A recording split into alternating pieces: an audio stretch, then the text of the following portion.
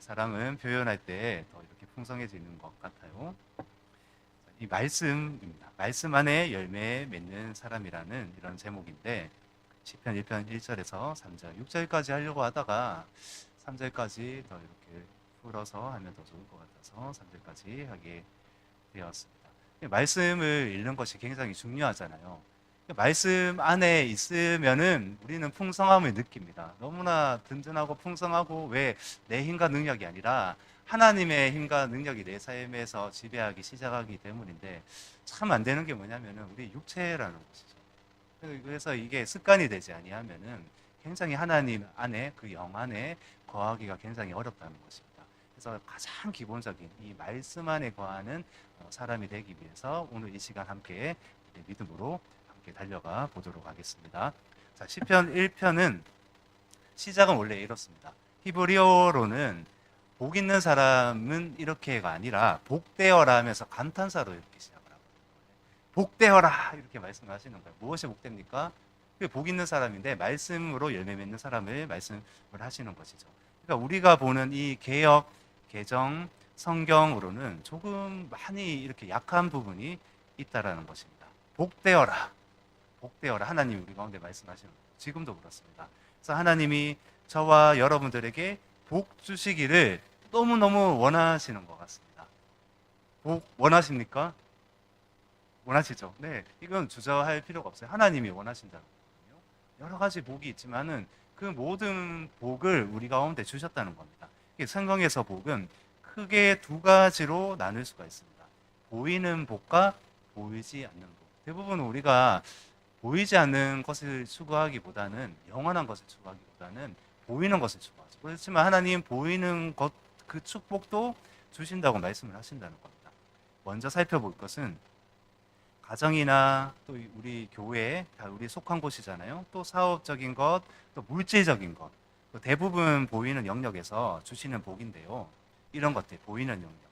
궁극적인 복은 사실은 이런 겁니다. 에베소서 1장에 예수 그리스도로 말미암아 우리 가운데 그 구원을 주셨다. 이것이 최종적인 궁극적인 복인데, 요거는 이제 가슴 한켠에 주머니에 탁 넣어 두시고, 나눌 것은 보이는 복과 보이지 않는 복을 이렇게 나누면서 시편과 연결하려고 합니다. 그래서 먼저는 무엇이냐면, 살펴볼 것은 첫 번째, 복이 세상을 만드시는 그 날에 하나님이 우리 가운데 주셨다는 거예요. 그 보이는 복을, 보여지는 세상을 만드실 때 이미 우리 가운데 있어야 될 그 보이는 복을 주셨다는 겁니다. 그래서 창세기 1장 28절 보시면은, 자, 읽어보겠습니다. 시작. 하나님이 그들에게 복을 주시며 하나님이 그들에게 이르시되 생육하고 번성하여 땅에 충만하라.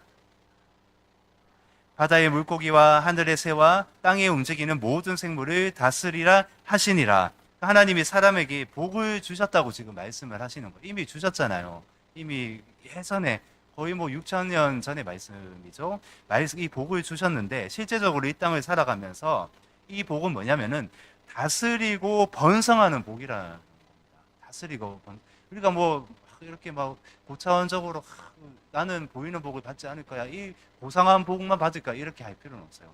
하나님이 사실 예정하셨다는 거예요. 우리가 두 가지 복을 다 추구해야 되는데, 이 보이는 복, 다스리는 복, 정복하는 복, 이 복을 이미 우리 가운데 예정하셔서 주기로 준비를 하셨다는 겁니다. 그런데 죄로, 불순종으로 에덴에서 까먹었어요. 다 까먹어 버렸습니다. 그래서 주님 안에, 말씀 안에 거한다면 웬만하면 다 주시는 것 같습니다. 저는 그렇게 여겨져요. 말씀 안에 거한다. 그런데 물질적 이런 복은 다스리고 통치할 수 있는 영적 근육이 필요한 것 같아요. 근데 이 영적 근육이 튼튼하게 하려고 하면은 말씀 안에 거해야 되잖아요. 재정이 주어지고 물질이 주어지는데, 자식이 자신을 위해서 쓴다면, 자식을 위해서 쓴다면, 내 무언가를 위해서 쓴다면, 그것이 얼마나 하나님 보시기에 허망한 것입니까? 하나님의 나라를 위해서 쓰라고 하는 겁니다. 고아와 가부를 위해서 쓰라는 겁니다. 이런 영적인 근육이 튼튼한 자, 말씀 안에 거하는 자가 주신 물질을 올바로 사용할 수 있다는 겁니다. 이 보이는 복이라는 것이죠. 그래서 말씀 보시면은 창세기 39장 5절 읽겠습니다. 시작. 그가 요셉에게 자기의 집과 그의 모든 소유물을 주관하게 한 때부터 여호와께서 요셉을 위하여 그 애굽 사람의 집에 복을 내리심으로 여호와의 복이 그의 집과 밭에 있는 모든 소유에 미친지라. 자, 요셉이 노예로 팔려갔는데 첫 번째 그 집 보디발의 집이에요. 보디발이 이제 주인이 되었습니다. 그런데 이 요셉은 요셉 때문에 이 주인 보디발의 집이 어떻게 됩니까? 풍성해지고 있어요. 모든 소유가 집과 밭과 재정과 모든 있는 재정 모든 소유가 요셉 때문에 풍성해진다는 겁니다. 이 복. 그러니까 여러분들을 통해서 요셉처럼 그 처하신 처소가 요셉처럼 복이 흘러간다는 겁니다. 이 복은 보이는 복입니다. 실제적으로 집을 처소를 풍성하게 하는 그런 복이라는 것입니다. 이것을 믿으시기 바랍니다. 그래서 이렇게 하나님이 창조하신 물질 세계의 이 복이에요. 이게 물질 세계의 복인데 히브리어로는 이 바라크라고 합니다. 바라크. 이게 복의 종류가 많아요. 우리 한글 성경에는 같은 복이지만 다 이게 단어가 다르거든요. 이 바라크라고 하는데 이 복을 어떻게 받는가? 받는다기보다는 어떤 개념으로 생각하셔야 되냐면은 이미 예비해 놓으셨다고 믿으셔야 됩니다. 그러니까 예비하신 복을 가지기를 원하시는데 어떤 자에게 주시느냐, 이것이 관건이죠. 우리 이런 쪽으로 관심 많잖아요, 사실. 얼마나 많은 기도 제목을 가지고 있습니까? 필요한 것들이 얼마나 많습니까? 이 바라크의 복이라는 겁니다. 이 바라크라는 복에 대해서 잘 나타나 있는 말씀을 함께 읽어 보도록 하겠습니다. 자, 시편 95편 6절입니다. 시작. 오라 우리가 굽혀 경배하며 우리를 지으신 여호와 앞에 무릎을 꿇자. 이 말씀이 뭐 연관이 없는 것 같아요. 그렇잖아요. 그런데 우리 개역 개정만 보면 모를 수가 있어요. 근데 정확한 그 원어의 뜻을 보면 저 무릎을 꿇다라는 거 나와 있잖아요. 저게 바라크입니다. 바라크의 복이라는 겁니다. 그렇다면 한번 생각해 보십시오. 하나님이 어떤 자에게 복을 주실까요? 맞습니다. 네, 권사님이 정답을 맞추셨습니다. 무릎 꿇는 자입니다. 무릎 꿇는 자에게 하나님이 복을 주신다. 아멘. 하나님께 무릎 꿇는다는 것은 항복하는 거잖아요.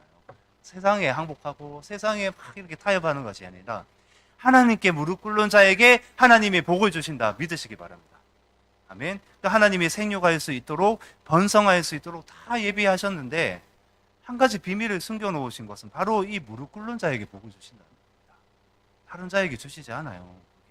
자기 뜻대로 사는 자에게 뭐 열심히 살면 일반적인 은총이라고 하거든요. 신화적인 경우도.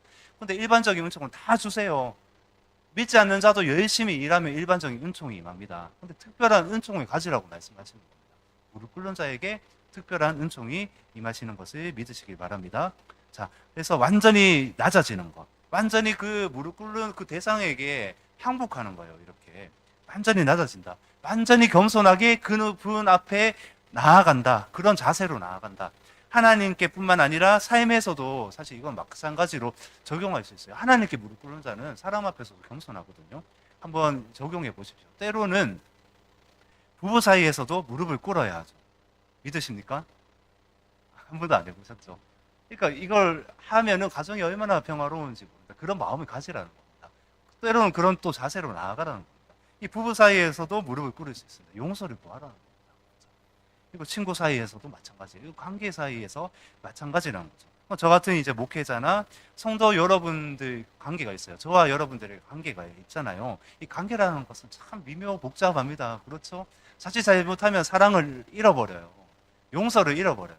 그래서 우리가 이런 관계에서 무엇을 해야 됩니까? 제가 만약에 이런 목회자와 성도분들의 관계에서 잘못한 일이 있으면 어떻게 해야 될까요? 무릎을 꿇어야 됩니다. 용서를 구하라는 겁니다. 버티지 말라는 겁니다. 이것이 아름다운 그런 관계라는 것이죠. 그래야 하나님이 교회도 축복하시고요. 가정에서도 축복하십니다. 사업장에서도 그렇게 하라는 겁니다. 그래야지 무릎 꿇는 자에게 축복을 하신다는 겁니다. 풍성하게 하신다는 것이죠. 이 약속 믿으시기 바랍니다. 그래서 우리 가운데 늘 발목을 잡는 것이 무엇입니까? 발목 잡는 것. 그놈의 그 자존심 때문에 이 프라이드가 넘친다는 겁니다. 이 프라이드가 이 교만으로도 해석이 돼요. 영어 교만이잖아요. 자존심은 교만이라는 겁니다. 그러니까 한없이 저는 여러분들에게 저에게도 채찍질을 합니다. 낮아지시길 바랍니다. 끝없이 낮아지시길 바랍니다. 바다처럼 낮아져야지. 바다가 풍성한 이유가 뭡니까? 가장 낮은 해수면이라고 하잖아요. 낮아질 때에 가장 풍성하게 하신다는 것을 저와 여러분들에게 지금 말씀하고 계신 것이죠. 하나님께 무릎으로 최고의 겸손과 낮아짐으로 나아가는 사람은 세상에서도 사람에게도 교회에서도 최고의 낮아짐, 겸손의 열매를 맺게 하신다는 것을 믿으시기 바랍니다. 자, 그래서 이 바라크, 이 보여지는 물질 세계의 복에 대한 이런 결론은 이렇게 말씀을 드릴 수 있어요. 어떻게 저는 정의를 했는데 어떻게 말을 할 수 있냐면, 축복하는 사람을 기준으로 하지 않고 복을 받는 자의 자세가 중요하다. 제가 한 번 더 읽어보겠습니다. 자, 잘 들으시기 바랍니다.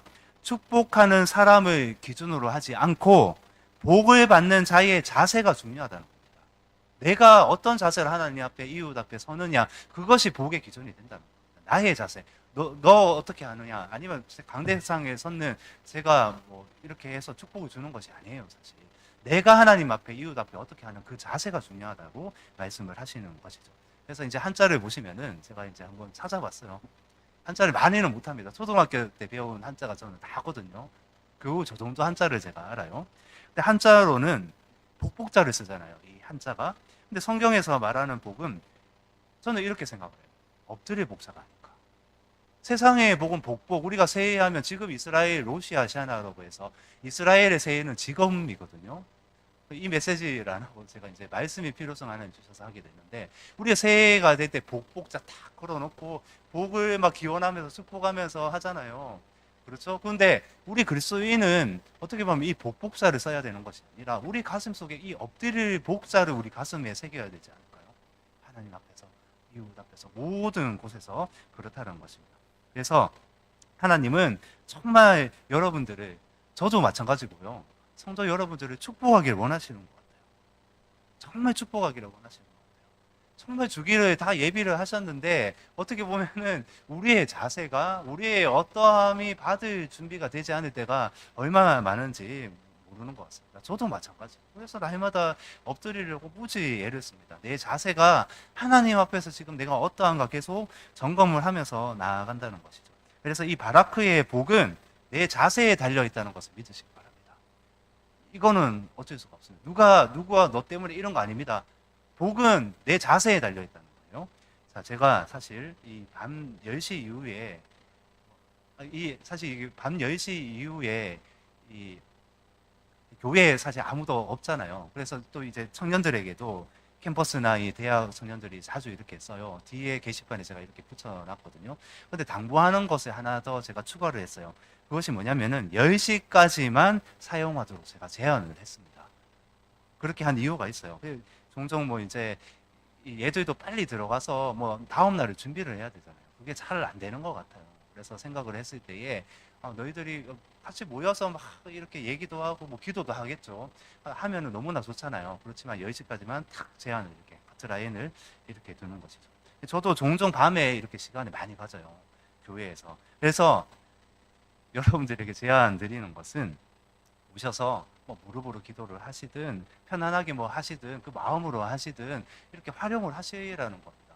사실 집에 있으면은 우리의 중심이 되는 것이 무엇이죠? 거실에 딱 중심이 되는 거 무엇입니까? TV잖아요. TV가 없으면 뭔가 허전함을 느껴요. 그렇다면은 이렇게 진단할 수 있어요. 집에 들어갔는데 TV가 켜져 있지 않고 TV가 없으면 허전하다. 그러면 내가 말씀 안에 있지 않다라는 증거가 된다는 겁니다. 함부로 제가 말씀을 드리는 것 같은데, 이렇게 한번 점검을 해보시면서 나아가시라는 겁니다. 나는 정말 말씀 안에서 열매 맺고 사는 사람인가, 이런 것이라는 것이죠. 하나님은 이 보이는 영역에서도 복을 주시기를 원하시는 것을 정말 믿으시길 바랍니다. 그러니까 저도 보지 마시고 옆에 사람도 보지 마십시오. 나와 하나님과의 관계입니다. 저는 복의 근원이 아니죠. 그 누구도 복의 근원이 될 수가 없어요. 하나님이 복의 근원 되십니다. 복은 전적으로 저와 여러분들의 자세에 달려 있다는 것을 꼭 기억하시기를 바랍니다. 그러므로 항상 무릎 꿇는 그리스도인이 우리가 함께 돼보자고요, 우리 공동체가. 자, 두 번째 나눌 복은 이제 본문입니다. 원래 이 시편 1편의 복은 보이는 복이 아니기 때문에 다른 말씀을 그냥 간략하게 인용을 해서 말씀을 드렸고요. 두 번째 나눌 복은 오늘 본문 시편 1편에 나오는 복입니다. 말씀 함께 읽어보겠습니다. 시작.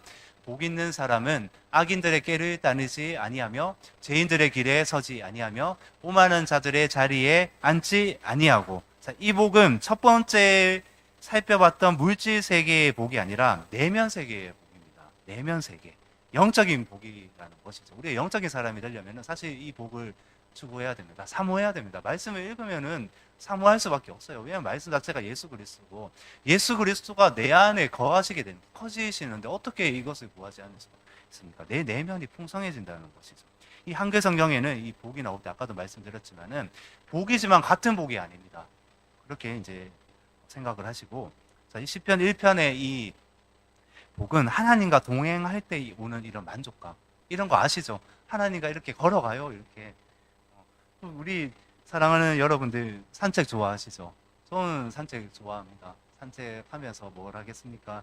예수님과 대화, 하나님과 대화하고 이렇게 하면서 물어보기도 하고, 찬양도 이렇게 하다가 누가 이렇게 사람이 오면 살살 이렇게 찬양도 하고 이렇게 하게 되는데, 그 입술로 찬양하고 마음속으로도 속삭이고 주님과 이렇게 걸어가는 이 동행, 이렇게 한다는 것인데, 우리가 이제 전체 우리 모세 딱 하나 쓴 시편 있잖아요. 시편 1편이니까 모세도 한 편의 시편을 썼어요. 그 시편에도 보면 우리의 인생길에서 인생의 연수가 어떻게 된다고 말을 하죠? 연수가 70이다. 그런데 강건하면 80이고, 모세가 강건할 때 120살에 하나님이 데려가셨잖아요. 이 자연적인 법칙을 깨뜨리셔서. 그때도 120살 이상 살 수가 있었어요. 살 수가 있었는데 하나님 데려가셨다는 겁니다. 근데 그 평균 연수가 훨씬 넘게 사는데, 모세도 아마 모세를 통해서 하나님이 또 선지자라고 말씀하시잖아요. 그런 영감을 부어주셨던 것 같아요. 그것을 어떻게 알았을까? 오늘날 7, 80세잖아요. 우리 인생이 길지가 않습니다. 100세 시대라고 하지만은 연수는 80 몇 살 정도밖에 되지 않아요. 정말 짧다라는 겁니다. 이 인생의 산책길에서 우리가 뭐 직장에서 뭐 학교에서 뭐 곳곳에서 우리가 이렇게 걸어간다는 겁니다. 이 시간들 속에서. 그러니까 하나님과 손잡고 걸어가는 이 동행, 이럴 때 이 채워지는 기쁨이 있어요. 걸어가면서 예수님과. 예수님 때문에 나의 내면이 채워지는 그 행복감, 세상이 줄 수 없는 그 평안, 이런 복은 깊은 곳에서 오는 만족감이라는 겁니다. 이게 사실 복이에요. 자신이 처한 환경과 상관없이 밖에는 이제 환란 날이 한번 생각해 보십시오. 이런 상상을 해 보시면 됩니다. 우리는 지금 말씀 안에 거하고 있어요. 지금 예수님이 지금 함께 하시잖아요. 말씀 그대로 믿으니까 두세 사람 믿는 깨어있는 두세 사람이 모인 곳에 예수님이 함께 하신다는 겁니다. 그런데 밖에는 환란 날입니다. 그런데 이 안에는 평안이 가득해요. 기쁨이 가득해요. 마치 이제 북한 한번 생각해 보시기 바랍니다. 지하교회, 우리보다 더 행복한 사람들이거든요. 걸리면 총살당합니다. 최고의 그 사형수가 돼요. 그런데 그들이 모인 그 지하 동굴, 어떤 뭐 동굴이나 어떤 초소가 되겠죠. 모인 그 곳은 어떻습니까? 하나님의 복이 넘치는 곳입니다. 하나님의 기쁨이 넘치는 곳입니다. 하나님의 평강이 넘치는 곳이다. 하나님이 그런 의미로 교회를 주셨다는 거예요. 밖에 세상 제약이 넘쳐요. 집에 있으면 난립니다. 지금 계약 그 했잖아요. 이제 본격적으로 시작됐어요. 밑에 저희 집 밑에가 담배 피고 뭐 마실 나오는 청년들이 마실 나오는 곳인 겁니다. 진짜 밤 12시까지 막 3, 3, 5에 모여서 담배 피고 문 열어놓으면 이제 바로 닫아야 되죠. 담배 연기. 그러니까 지금 이 캠퍼스가 어떤지 아십니까? 제약 구덩이에요. 제약 구덩이 속에 하나님이 교회들을 세우셨죠. 그렇잖아요. 우리 교회는 무엇을 추구해야 되는가? 이 내면적인. 밖에는 환란 아니고 제약이 넘칠지라도 우리는 하나님의 말씀에 따라가겠습니다. 하나님의 이 진짜 추구하라고는 복 안에 거하겠습니다. 또 이렇게 달려가는 사람이 그리스도인 것을 믿으시길 바랍니다.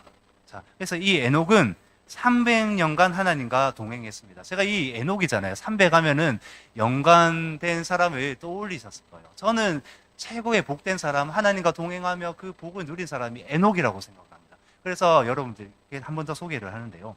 하나님과 손잡고 걸어갑니다. 300년간 이렇게 걸어간다는 겁니다. 300년 쉽지가 않죠. 그러다가 하나님이 이러시는 것 같아요. 사랑하는 에녹아, 안 되겠다. 너를 빨리 데려가야겠다. 영원히 내 옆에 둬야겠다. 하나님을 너무나 사랑하시는 겁니다. 365세를 살다가 죽음을 보지 않고 들림 받아서 하나님께로 갑니다. 평균 수명 3분의 1밖에 살지 않았어요. 이때 수명이 어떻습니까? 900살 이상 살 때였거든요. 근데 3분의 1밖에 살지 않았다는 것은 하나님이 이 모든 주신 자연 만물의 이 이치를 깨뜨려서라도 에녹을 원했다는 겁니다. 또 에녹이 어떤 사람이길래? 하나님과 동행하는 사람. 이 모든 법칙을 깨트려서라도 하나님이 보시기에 에녹이 너무나 귀한 거예요. 너무나 사랑스러운 거예요. 이 복을 추구했기 때문입니다. 에녹이 동행하는 그 복을 추구했기 때문입니다. 그러니까 이 시편 1편에 복 있는 사람은 하나님과 동행하는 기쁨, 그 사랑을 아는 자가 복 있는 사람이라고 말씀하시는 겁니다. 그 내면에 하나님의 사랑으로 가득 찬 사람, 하나님의 기쁨으로 가득 찬 사람. 자, 사랑하는 성도 여러분들, 그 내면에 여러분들 중심에는 하나님의 사랑으로 가득 넘쳐나십니까? 기쁨으로 넘쳐나십니까?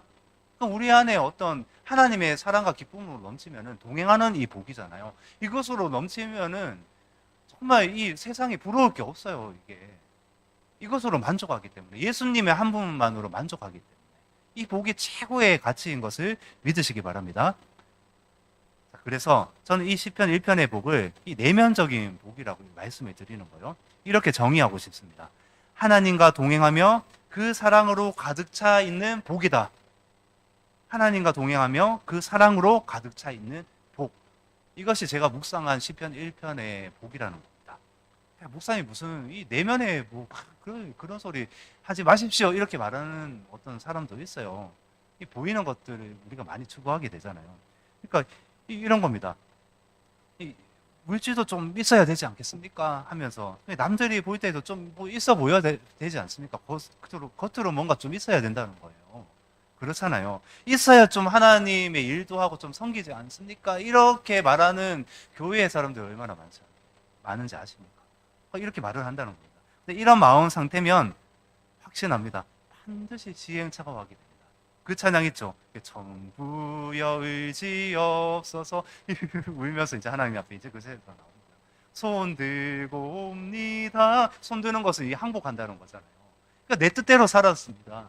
내가 하나님 뭐라고 이렇게 말씀하시는데 먼저 이 복을 추구하라고 말씀하시는데 내가 내 뜻대로 보이는 것으로 나아갔습니다 하면서 회개하면서 그런 날이 온다는 것이죠. 결국은 하나님은 보이는 이 영역에서도 주시는데 이 더 중요한 복이 무엇이냐 저와 여러분들에게 묻고 계십니다. 먼저 내면을 갈고 닦아라 훈련시키시는 겁니다. 그것도 이제 성경에 보면은 광야에서 많은 훈련을 시키시는 것을 우리가 볼 수가 있어요. 가장 천하고 천한 양치기 직업을 가졌던 소년 이 다윗, 지금까지 약 6,000년 세상의 시간을 통틀어서 가장 부자가 아니었을까요? 이 부자 중에서도 가장 부자인데 이 신분도 왕이었습니다. 최고의 신분이었죠. 최고의 사람이었죠. 그래서 모든 것을 가진 자가 되었습니다. 근데 그거 아십니까? 다윗은 광야를 통과해야만 했습니다. 광야가 아니면 안 된다고 말씀을 하신다는 거죠. 이 광야에서 무엇을 했습니까? 이 다윗이. 시편을 가장 많이 쓴 저자가 다윗이잖아요. 광야에서 정말 많이 시편을 썼어요. 많은 경우에 쫓기는 가운데 처절하고 비참한 가운데 광야에서 주님을 노래합니다. 그런 상황 가운데 삶에서 또 동굴에 숨어서 주님을 기뻐하며 이게 이 말이 안 되는 거예요. 어려운 상황 가운데 처절한 가운데 비참한 가운데 이게 하나님을 찬양한다는 것은 우리 이성적으로 우리 본성은 그렇게 할 수가 없어요. 하나님의 은혜 없이. 우리 인생 가운데 이 인생의 광야길을 걷잖아요. 처절하고 비참하고 억울한 일이 왜 없습니까? 저는 다 어떤 여러분들도 그렇고 아는 분들 성도분들하고 다 얘기를 해도 한 가지 두 가지는 최소한 한 가지 두 가지는 다 억울한 일을 다 겪으셨습니다. 그렇잖아요. 그런 상황 가운데 그 사람을 정죄하지 않고 미워하지 않고 바로 내가 하나님의 골방에 들어가서 동굴에 들어가서 하나님만 아시면 된다고 하나님을 대면하면서 하나님을 찬양하고 경배하는 거 그거 우리 할 수 없어요. 사실 우리 본성은 그렇다는 겁니다. 하나님의 은혜가 다윗 가운데 충만했다는 것이죠. 이 광야가 말씀하시다라는 뜻입니다. 말하다 이런 뜻이 있어요. 광야를 하나님이 다윗을 광야를 왜 통과하게 하십니까? 그 말씀 안에서 하나님 발견하는 겁니다. 이런 상황 가운데 하나님이 이것이 정말 하나님의 복이구나. 이것을 계속 깨달고 훈련되어지고 준비되어서 드디어 하나님이 먼저 기름 부으셨잖아요. 드디어 하나님의 때에 그 때에 하나님이 왕으로 세워 주신다는 것입니다. 이 보이는 성경은 우리 가운데도 우리가 말은 하지는 않아요. 처음에 제가 와서 3월 달에 기도 적어내라고 말씀을 드렸잖아요. 한 반 정도 적어내셨는데 사실은 구체적으로 적기가 어려워요. 그러니까 우리 안에 썩어 문드러지고 정말 고민이 되고 하나님께 몰래 아뢰고 이런 기도 제목이 왜 없겠냐고요. 그렇잖아요. 그러니까 이런 겁니다. 하나님 그거 다 하신다는 거, 비참한 거 다 하신다는 겁니다. 그런 상황 속에서도 하나님의 영이 나에게 임하시고 내가 말씀 안에서 그래도 나는 이 하나님의 이 말씀을 보겠노라. 환난 날에도 하나님의 말씀 안에 거하겠노라. 공고와 핍박 가운데도 억울한 가운데도 하나님의 말씀을 놓지 않겠노라. 그런 자에게 하나님이 복을 주시는 것을 믿으시기 바랍니다. 하나님의 영이 충만하게 임하셔서 하나님의 기쁨과 평강 가운데 걸어가게 하시는 줄로 믿습니다. 자, 2절 보시면 읽겠습니다. 시작. 오직 여호와의 율법을 즐거워하여 그의 율법을 주야로 묵상하는 자로다. 아멘. 그렇죠? 이 시편의 배경이 처절한 이 동굴은 아니에요, 사실은. 근데 다윗뿐이겠습니까? 그러니까 이 모든 상황에서 이렇게 말씀을 즐거워하고 밤과 낮으로 묵상하는 자에게 하나님이 이렇게 말씀하시는 겁니다. 딱 한마디예요. 제가 처음 서두에 말씀드렸잖아요. 하나님이 이렇게 말씀하십니다. 복되도다. 이 감탄사로 시작한다고 말씀드렸잖아요. 이런 자에게 하나님의 말씀이 너무나 즐거운 거예요. 내 상황은 아무것도 풀리지 않았어요. 너무나 어렵고 이런 일들이 있을지라도 내가 하나님의 말씀을 즐거워하잖아요. 주야로 밤과 낮으로 묵상하는 자에게 하나님이 복되도다. 그 사람을 복 있는 사람이라고 말씀하시는 겁니다. 하나님의 말씀을 사랑하시길 바랍니다. 하나님의 말씀을 묵상하시길 바랍니다. 그래서 묵상이 뭔지 간단하게 우리가 또 살펴봐야 되겠죠. 그래야 우리가 진짜 하나님의 말씀의 능력 가운데 설 수 있지 않겠습니까? 묵상 하는데 우리가 조용한 시간, 큐티는 조용한 시간이잖아요. 또 조용한 시간이 아니라 진짜 묵상의 의미가 무엇인가 살펴보면은 이 시편 150편 전체가 묵상을 통해서 주신 음성을 시와 노래로 표현한 것이 이 시편이에요. 150편 전체가 모든 상황 속에서 어떤 상황 속에서. 그래서 이 묵상은 히브리어로 하가라고 합니다. 하가, 조가가 아니라 저는 조시잖아요. 조가가 아니라 하가라고 하는 거예요. 그래서 이 말씀 몇 군데 찾아보겠습니다. 자, 이사야서 31장 4절 말씀입니다. 읽겠습니다. 여호와께서 이같이 내게 이르시되 큰 사자나 젊은 사자가 자기의 먹이를 움키고 으르렁거릴 때에 어떻게 한다고요? 먹이를 움켜잡고 으르렁거릴 때에 혹시 이제 으르렁이라는 이런 표현이잖아요. 이거 처음 보시는 분도 있을 거예요. 그냥 막 읽다가 넘어가잖아요. 이 으르렁이라는 표현도 쓰고 있어요. 묵상은 으르렁거리다 이런 뜻이에요. 사실 으르렁거리라는 거예요. 사자처럼 이게 포효하라는 겁니다. 포효. 우와, 사자 소리 막 들어보셨어요? 이게 막 우렁찹니다. 그렇잖아요. 이게 사자의 먹이는 절대적인 것이죠. 그래서 사자는 이 먹이를 움켜잡고 말씀 그대로 이 뺏기지 않습니다. 이 먹이를 뺏기면 죽어요. 굶어 죽잖아요. 이 절대적인 거라는 겁니다. 그래서 뺏기지 않도록 이렇게 사자가 움켜쥐고 주위의 포식자를 향해서 뺏는 자들을 향해서 으르렁거리는 겁니다. 이게 묵상이에요. 하가라고 말씀하시는 겁니다. 이게 말씀을 묵상하라는 것은 이렇게 사자처럼 자, 우리는 어떻게 할까요? 우리가 사자가 되는 거예요. 그래서 어떻게 하냐면 이 진리의 양식을 이제 움켜줘야 돼요. 자, 뺏는 자가 누구입니까? 우리 뺏는 자 알죠? 좌우 사방에 다 널려 있어요. 그렇잖아요. 이 악한 영도 있고 막 엄청납니다. 그렇잖아요. 뺏기지 않도록 사자처럼 포효하면서 읽으라는 겁니다. 아멘. 날마다 시간을 정해서 다니엘처럼 누구처럼 그러니까 말씀의 교훈을 삼아서 읽으라는 겁니다. 저와 여러분들의 영적 양식은 말씀입니다. 한 가지 제가 이 마지막 때를 우리가 살고 있잖아요. 엔타임이라고 하잖아요. 확실하게 여러분들에게 말씀드리는 것은 이 말씀 뺏기면 죽습니다. 읽지 않으면 죽습니다. 읽을 때 다 우리가 믿음으로 사자처럼 포효하면서 읽을 때 우리가 지켜나갈 수 있다는 겁니다. 그러면서 우리 가운데 영적 근육이 더 튼튼해짐을 믿으시길 바랍니다.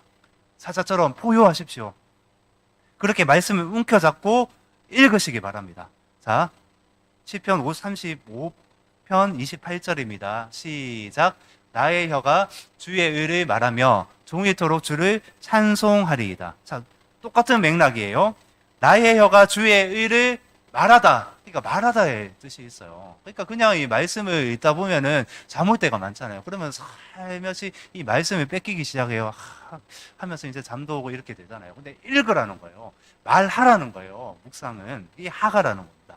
묵상은 계속 뭔가 우리가 하는 행위에도 달려있다는 것을 계속 말씀을 하시는 것이죠.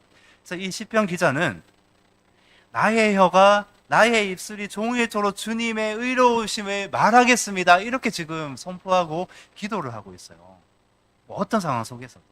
말하여 소리 내어서 읽는 것. 오늘날 성경을 입술로 우리가 계속 읽어내는 것. 읽기 어렵잖아요. 읽어내는 것. 이렇게 말씀을 드리는 거죠. 사랑하는 성도 여러분. 우리 모두 치열한 인생을 살고 있습니다.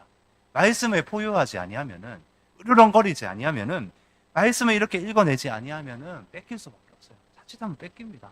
눈에 보이지 않지만은 우리는 알고 있어요. 적들이 이 말씀을 뺏어가려고 하는 거. 예수님을 뺏어가는 거잖아요.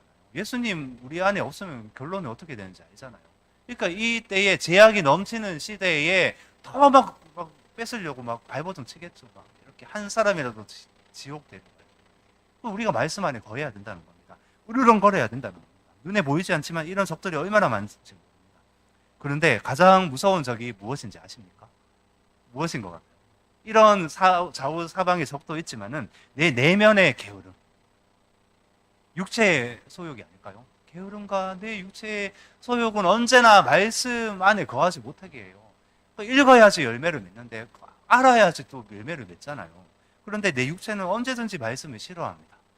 말씀에서 떠나고 싶어요. 이런 가요 있잖아요.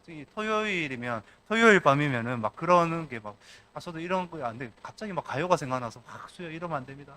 이런 가요 있잖아요. 그대 나를 두고 떠나가지 마라. 토요일은 밤이 좋아. 예 하면 안 되는데, 막 하다가 저도 이제 밤에 이제 막 말씀도 준비하고 막 읽고 막 하다가 이게 막 떠오르면서 예 하고 있는 거예요. 이렇게. 이거 아닌데. 그런 것이죠. 그러니까 저는 이 주일을 맞이하는 이 토요일 밤이 제가 이 고백을 하는 거예요. 제가 이 주일을 맞이하는 이 토요일 밤이 가장 괴롭고 즐겁습니다. 이 마음 이해되십니까? 저는 사실 많은 경우에 밤늦게까지 말씀을 보고 묵상하고 이런 일이 많다는 것이죠.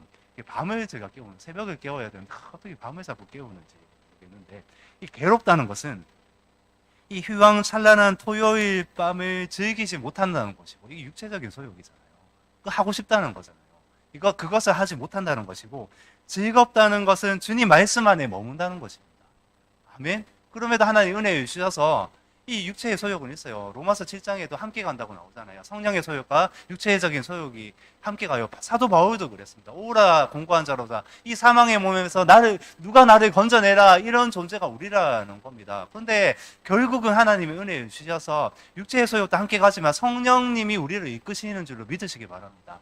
성령께서 우리 가운데 계속 작업하시는 게 뭐예요? 로마서 8장에도 기도할 바를 알게 하시고 또 무엇을 해요? 기도하면은 또 말씀도 보고 말씀 읽으면 또 기도도 하게 하신다는 겁니다. 그 안에 계속 영 안에 말씀 안에 머물게 하신다는 겁니다. 그래서 저는 토요일 밤에 계속 하는 작업이 있어요. 설교를 단순하게 하려고 굉장히 준비를 많이 합니다. 시간에 많이 투자를 한다는 겁니다. 아침에도 사실 저는 투자를 해요. 많이 이렇게 합니다. 하나님이 더 주실 말씀도 없는가? 하나님 주신 영의 양식은 없는가? 계속 그렇게 상고하면서 나아간다는 것이죠. 그래서 하나님의 말씀을 단순하게 이렇게 전달하기 위해서 많은 양의 자료를 찾아봐요. 스스로 제가 복잡하게 만들어요.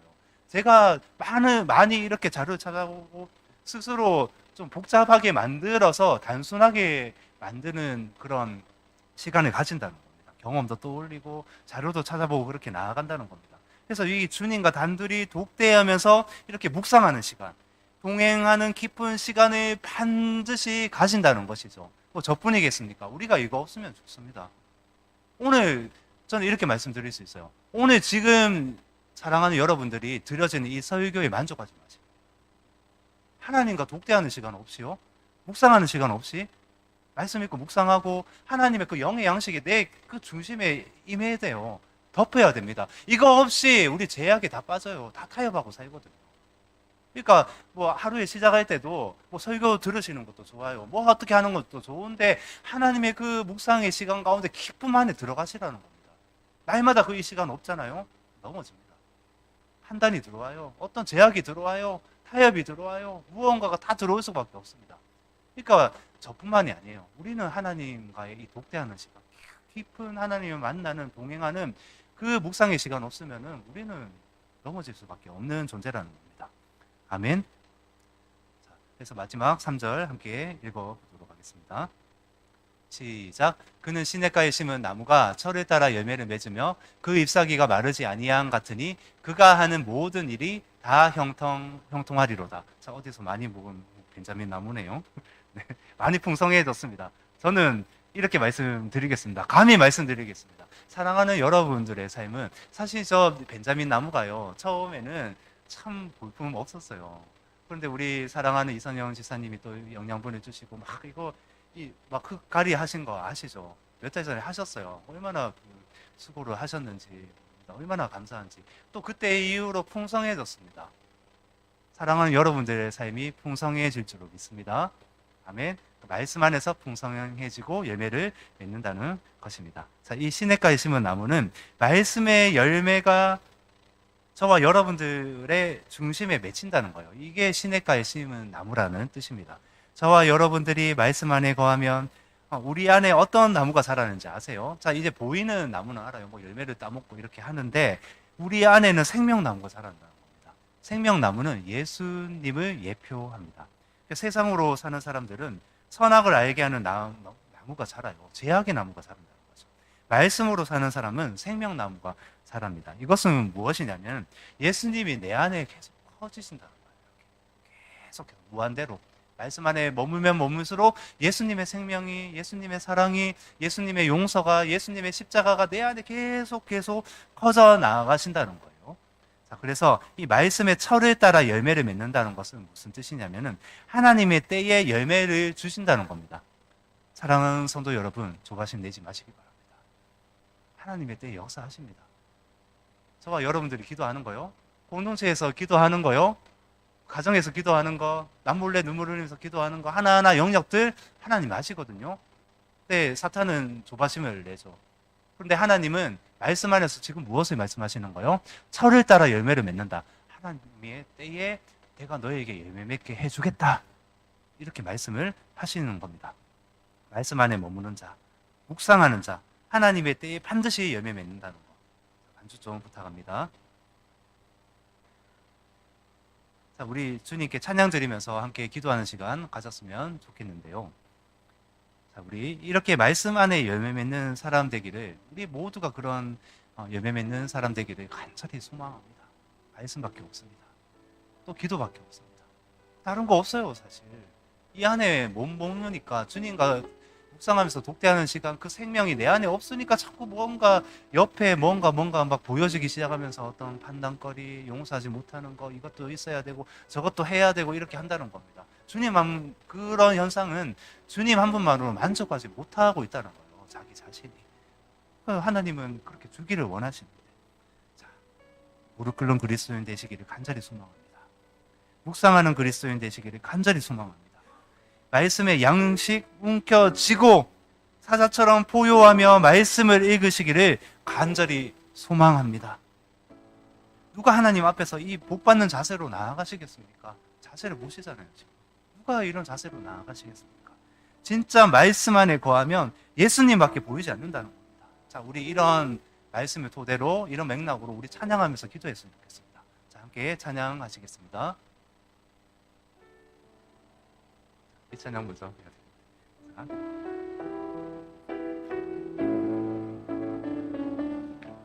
내 평생 사는 동안, 내 평생 사는 동안 주 찬양하리. 여호와 하나님 내 주를 찬양하리. 주님을 묵상함이 즐겁도다. 내 영혼 주 안에서 참 기쁘리. 내 평생 사는 동안, 내 평생 사는 동안 주 찬양하리.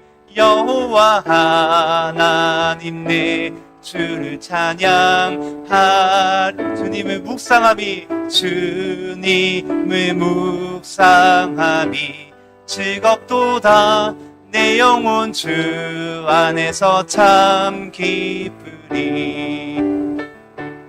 내 영혼아 주님을 송축하라. 내 영혼아 주님을 찬양하라. 내 영혼아 주님을 송축하라. 내 영혼아 주님을, 우리 믿음으로 고백합시다. 내 영혼아 주님을 송축하라. 내 영혼아 주님을 송축하라. 내 영혼아 주님을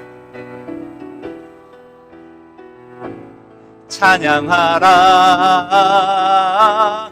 내 영혼아 주님을 송축하라. 내 영혼아 우리 한 번 더 찬양합시다. 내 영혼아 주님을 송축하라. 내 영혼아 주님을 송축하라. 내 영혼아 주님을 찬양하라. 내 영혼아 주님을 송축하라. 내 영혼아 주님을 찬양하라. 우리 이 시간 통성으로 기도하지 않으시겠습니까? 누가 하나님이 정말 주시겠다고 하시는 이 복 받는 자세로 나아가시겠습니까? 복이 우리의 주체이겠습니까? 예수 그리스도이지 않습니까? 말씀이지 않습니까? 우리 주신 말씀으로 함께 통성으로 기도했으면 좋겠습니다. 주님 한번 부르시고 기도하시겠습니다. 주여! 하나님 살아계십니다. 하나님 역사하십니다. 하나님 감사합니다. 하나님 우리가 그렇게 나아가기를 원합니다. 하나님 정말 무릎으로 나아가기를 원합니다. 하나님이 그토록 원하시는 하나님 말씀 안에 거하는 자 되게 하여 주시옵소서. 말씀으로 열매 맺는 자 되게 하여 주시옵소서. 우리 교회 공동체에서 말씀으로 열매 맺는 성도분들 되게 하여 주시옵소서. 하나님 우리의 각 가정에서 말씀으로 열매 맺는 시냇가에 심은 나무 되게 하여 주시옵소서. 우리의 모든 사업장에서 시냇가에 심은 나무가 그 철을 따라 열매를 맺는다고 말씀하셨습니다. 그때에 역사하신다고 말씀하셨습니다. 말씀으로 열매 맺게 하여 주시옵소서. 끊임없이 주님을 찬양하게 하여 주시옵소서. 내 영아 주님을 찬양할지어다. 내 영아 주님을 송축할지어다. 말씀 안에 머무는 자가 이렇게 찬양할 수 있습니다. 말씀 안에 머무는 자가 주님을 기뻐할 수 있습니다. 하나님 우리 모든 곳에서 우리의 자녀들까지도 말씀으로 열매 맺는 자녀들 되게 하여 주시옵소서. 구원이 필요한 자녀들에게 구원을 주시고 하나님 기쁨이 필요한 그런 자들에게 기쁨을 부어 주시옵소서. 하나님 필요한 하나님이 창세전에 예비하신 모든 신령한 복, 구원의 복을 넘어서 이 근본적인 복을 넘어서 하나님 이 땅에 살아가면서 주시겠다는 그 복 하나님 우리가 다 받을 수 있도록 날마다 무릎으로 나아가게 하시고 날마다 하나님 부르시게 하시고 날마다 말씀 안에 거하는 자 될 수 있도록 하나님 인도하시고 역사여 주시옵소서. 아멘. 주님 찬양합니다. 주님 찬양합니다. 아멘. 송축합니다. 아멘. 내 영혼아 주님을 송축하라. 내 영혼아 주님을 송축하라. 내 영혼아 주님을 찬양하라. 내 영혼아 주님을 송축하라. 내 영혼아 주님을 찬양하라. 날 사랑하심 날 사랑하심 날 사랑하심 날 사랑하심 성경에서 우리 가슴에 손을 얹고 날 사랑하심 날 사랑하심 날 사랑하심 날 성경에 써 있습니다. 아멘. 성경에 써 우리 한번 마지막으로 날 사랑하심 날 사랑하심 날 사랑하심 날 사랑하심 성경에 써 있네. 하나님 감사합니다. 오늘 말씀은 절대적인 거라고 말씀하십니다. 절대적인 것이기에 없으면 안 되는 것이기에 예수님이 이 땅에 하나님 말씀이 육신이 되어서 오셨다고 말씀하셨습니다. 그리고 우리와 영원히 함께 하십니다. 임마누엘 하나님 되십니다. 누가 하나님 말씀으로 열매 맺는 자가 될 수 있습니까? 하나님 열린 우리 교회 모든 한 성도분들 한 성도분들 가운데 성령님 함께하여 주시고 날마다 무릎으로 나아가 하나님 그 복을 받게 하시고 또 더 깊은 내면적인 이 복을 추구하며 하나님의 기쁨과 말씀과 평강을 누리며 하나님을 독대하며 묵상하며 하가하며 나아가는 우리 사랑하는 성도분들이 될 수 있도록 하나님 인도하시고 역사해 주시옵소서. 하나님이 우리를 사랑한다고 말씀하십니다. 우리를 사랑한다고 말씀하십니다. 성경에 써 있습니다. 하나님, 그래서 하나님이 나를 아시기에, 우리의 모든 상황을 아시기에 하나님 우리가 흔들리지 않고 믿음으로 달려가겠습니다. 하나님 감사드립니다. 주님만 영광받아 주시옵소서. 예수님의 이름으로 기도드립니다.